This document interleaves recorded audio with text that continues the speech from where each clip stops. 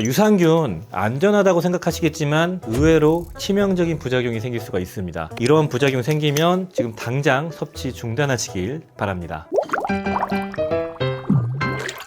안녕하십니까, 약들약의 고약사입니다. 화이팅 먼저 외치고 시작하겠습니다. 화이팅! 자, 오늘은 유산균에 대해서 자주 문의하시는 내용들을 좀 정리해봤어요. 어떤 내용이냐면 유산균 부작용이 있나, 유산균이 내성이 생기지 않나, 혈당 유산균, 다이어트 유산균이 무엇인가, 여성 유산균과 일반 유산균 함께 먹어도 되나, 뭐 그런 것들, 유산균 냉장 보관해야 되는지, 언제 먹는 게 좋은 건지, 이러한 내용들을 정리해봤습니다. 빠르게 가볼게요. 첫 번째, 유산균이 부작용이 있나요? 라고 문의하셨던 분들이 많으신데요. 있습니다. 가장 흔하게는 소화불량, 복부팽만, 설사, 변비 같은 게 생길 수가 있고요. 드물진 않지만 알러지 반응 같은 게 생길 수가 있고요. 아주 희박하지만 유산균 섭취하고 사망한 케이스도 있었죠. 몸이 면역력이 떨어졌을 때 폐혈증으로 진행돼서, 유산균이 자체가 살아있는 균이기 때문에 장을 투과해가지고 혈관 쪽으로 넘어가서 균이 퍼지면서 염증 반응이 생기는 그 폐혈증으로 사망한 케이스가 있었습니다. 따라서 일반적으로 희박하지만 유산균 섭취할 때 알러지 반응이나 열이 나거나 이런 게 반복되면은 당장 섭취를 중단하셔야 된다, 이렇게 말씀드리고 싶고, 경미한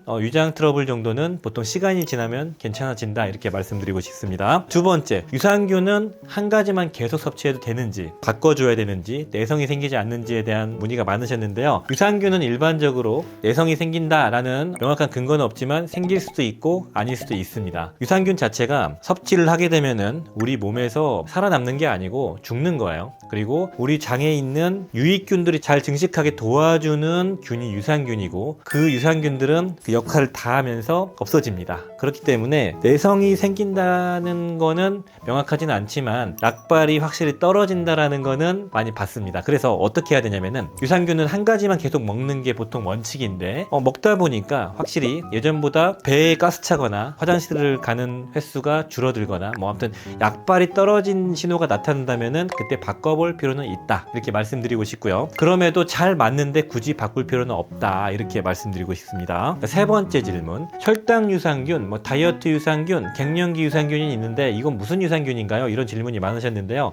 요즘에는 유산균 자체가 장에만 영향을 주지 않고 우리 몸의 호르몬 대사에도 영향을 주는 그런 여러 가지 기전들이 많이 밝혀졌고요. 그래서 GLP-1이라는 호르몬에 영향을 주면은 다이어트 유산균이 되는 것이고요. 에스트로겐 과잉을 좀 줄여주면은 갱년기 유산균이 되는 것이고, 콜레스테롤 제흡수를 막아주는 유산균은 고지혈증 유산균이 되는 겁니다. 그런데 일반 유산균도 이런 역할을 할 수 있지만 최적화된 유산균이냐 아니냐의 차이라고 봐주시면 좋을 것 같습니다. 콜레스테롤 유산균을 연구하는 그 과정을 제가 세미나에서 들은 적이 있는데, 수천 개의 유산균 데이터를 가지고 거기에서 다 테스트를 해보는 거예요. 콜레스테롤과 함께 잘 붙나 안 붙나, 콜레스테롤과 이 유산균이 엉켜 붙으면서 담즙산으로 나오는 콜레스테롤을 제흡수되지 않게 막는 거거든요. 그래서 유산균을 실험관 수준에서 테스트를 다 해보고 그게 잘 되는 것들을 추려내고, 동물 실험 해보고 잘 되는 거 추려내고, 사람 실험해서 데이터 값이 좋은 걸 뽑아내는 거예요. 그런 역할을 하는 것 중에서 가장 효율이 좋은 유산균을 찾아내는 게 특화되어 있는 유산균이다, 이렇게 말씀드리고 싶고, 일반 유산균도 약하게나마 그런 효능을 보여줄 수 있지만 특화되어 있는 건 아니다 정도로 봐주시면 되겠습니다.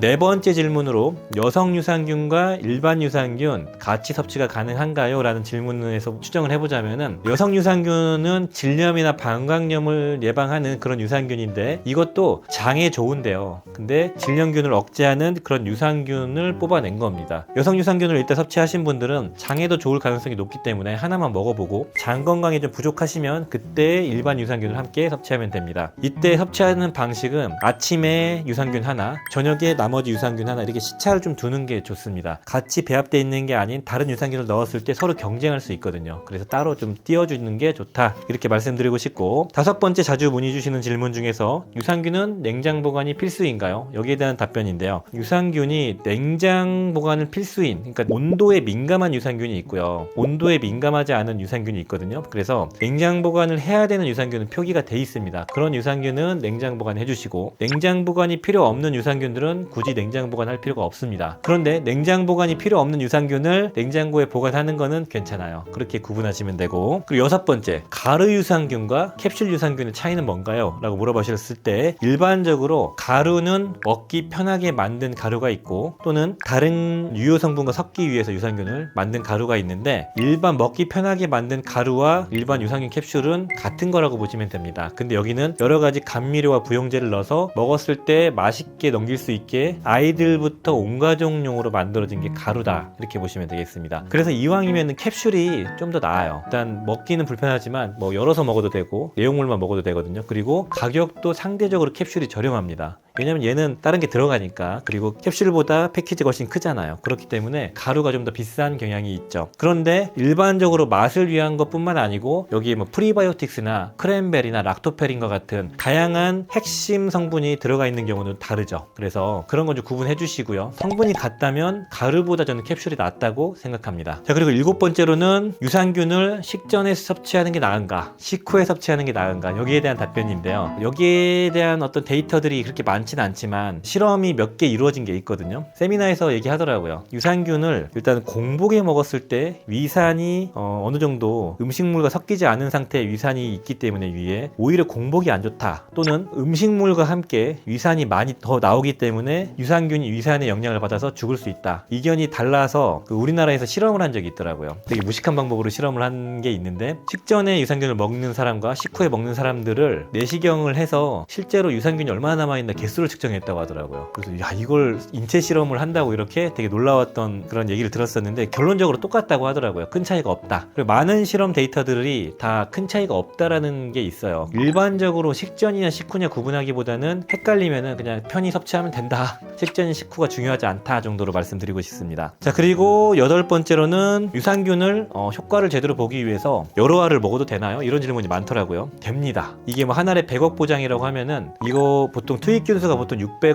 뭐 적게는 400억을 넣거든요. 그래 2년 동안 100억이 유지가 되는 건데 한 번에 4천억도 먹잖아요, 우리가. 드시모네 같은 거. 그런 데서 유추해 보면 알 수 있겠지만 실제로도 더 많은 용량을 임상 실험에서 사용합니다. 그래서 장 상태가 안 좋으면은 하루에 2번, 3번도 섭취가 가능해요. 근데 한 번에 다 드시지 마시고 하나를 먹고 충분히 적응하고 좀 부족하면은 2, 3주간 또 2개로 아침 저녁으로 나눠서 먹고 시간차를 충분히 두면서 장 상태를 체크하면서 늘려가시면 된다 이렇게 말씀드리고 싶고, 자, 그리고 유산균은 무조건 100억 보장을 골라야 된다, 100억 보장이 최고다 이런 문의가 있으신데 그거는 반은 맞고 반은 틀린 것 같습니다. 일단은 이왕이면은 우리나라에서 가장 높은 보장균 수로 정해져 있는 100억 보장이 많은 균주를 검증되어 있는 걸 넣었기 때문에 좋은 피드백을 받을 수가 있겠지만 균주 구성이 다른데 예를 들어서 저가형 균주 100억, 좋은 품질의 균주 50억, 둘 중에 뭐가 나을까요? 알 수가 없죠. 그렇기 때문에 100억이 무조건 능사는 아니지만 같은 균주라면은 우리나라에서는 100억이 가장 고스펙이다 이렇게 말씀드리고 싶고요. 마지막으로 좋은 유산균을 고르는 방법 좀 알려주세요 라고 말씀을 많이 하세요. 근데 저희도 대단히 어렵습니다. 그게 왜 그러냐면은 우리가 알고 있는 다니스코의 유산균 중에 HN019 같은 비피도균 유명한 게 있거든요. 그 유산균은 특징이 장에서